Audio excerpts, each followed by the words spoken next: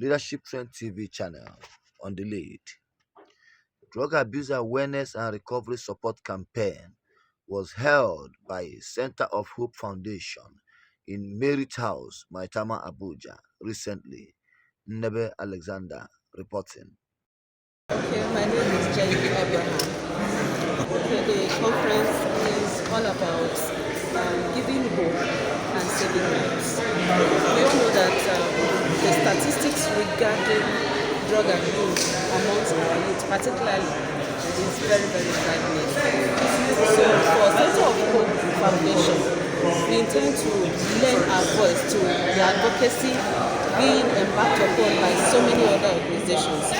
And the intention is to let anyone out there who is having the issue of drug abuse that they don't need to be isolated. There is help, there is hope, and there is a future beyond addiction. Addiction is more or less like a lifestyle issue, and we are here to support, we are here to encourage, not to stigmatize, not to judge. The foundation from its inception is meant to address social issues. It's meant to be a community development initiative. So everything we are doing is to address any issue we see that is affecting the society. And we have seen that the issue of drug abuse is becoming a pandemic, like every speaker has said. So our intention is to go beyond the awareness to ensure that our young people or anyone that is suffering from this issue gets help and come back to it. So like I said, there is hope, there is help, and there is a future beyond addiction.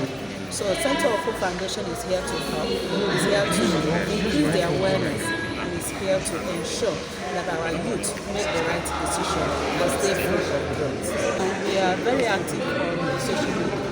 So the foundation intends to use the social media platform to reach as many people as possible.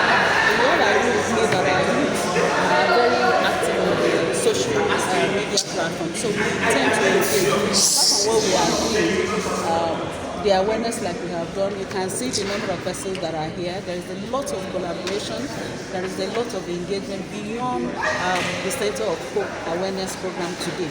So we intend to take this further by increasing the awareness drive and also, like I said, using the social media because of the enormous traffic we have there. So that's our intention to reach, starting from FCT, we intend to go beyond FCT, but most importantly at the moment, we are using the social media handles to spread it. Thank you very much. Your name again?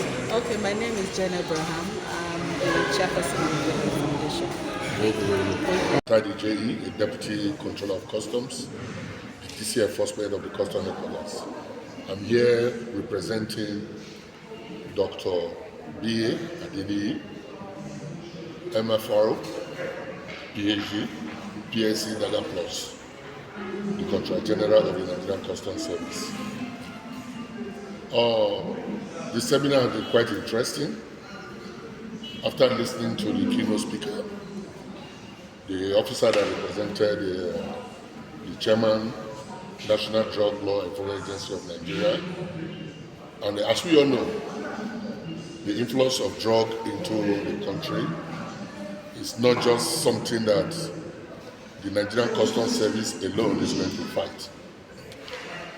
The Contract General of Customs, Dr. B.A. Adeniyi, MFR, PhD, PSC Daga, has provided a platform for us to be able to effectively combat and prevent the influence of these illicit drugs into Nigeria.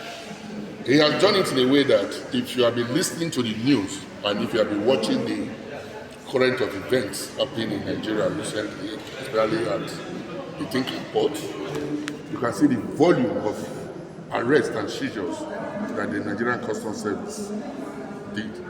Likewise, about 2-3 weeks ago, what happened in Apapa Port, like in Canada, and where these drugs are coming from. Like recently, we know there have been influence of loud cannabis sativa, the treated ones with chemicals coming in from Canada. and they come in different ways. Sometimes they bat in neighboring countries. From the neighboring countries, they come in by boat. And our men who are there on the marine patrol has been doing effectively well, doing a very good job. And like I said, we have a lot of seizures since 1st of January to this present. We are now in June. You can know and you can take record of all the seizures we have made concerning drugs emanating from Canada and all the rest. And equally, based on the control that the Controller General has put in place, you just cannot bring in medicaments or drugs into Nigeria and it's taken to any bonded terminal. You know, most times some of these things get to the bonded terminal and there are no proper documentation, no proper examination is being carried out. But they must be examined in the major port, which is the Apapa port, thereby where all hands will be on deck to make sure that these things that you are bringing, are they drugs that are permitted, are they drugs that are restricted? And we've made a lot of arrests where expired drugs and methamphetamine and other drugs that are not supposed to come into Nigeria have been apprehended, and the culprits too have been arrested and the drugs have been confiscated. So we are doing a lot, and we thank our Controller General who has created an enabling environment for us to be able to operate effectively and carry out our job very well. The Nigerian Customs Service has their mandate, and we equally have the National Drug Law Enforcement Agency. If you watch very well, you see that each time the Nigerian Customs Service makes this arrest, they always do their press briefing in collaboration with the National Drug Law Enforcement Agency. And after the press briefing, these drugs are handed over. They have the mandate for prosecution. We have the mandate that we can arrest. So that is exactly what is going. There has been a great synergy between the Nigerian Customs Service and the agency, which is the National Drug Law Enforcement Agency, that has the core mandate to effectively prosecute the perpetrators and the importers of some of these drugs. Thank you very much. Thank you very much. Thank you, Mr. Nando. Drug abuse and other substances abuse is becoming a menace in our society. According to some of the statistics that we saw today, about 14 million Nigerians abuse these substances, and these are just data from the ones that we are able to collect. There are way more than that. Young people even at the age of 7, 8, 9, 15, they are abusing substances. These young people represent the future of our country. They represent the president, the governors, the senators, the parents of tomorrow. These young people represent those who can make Nigeria great. If we don't tackle this, it is going to affect our children.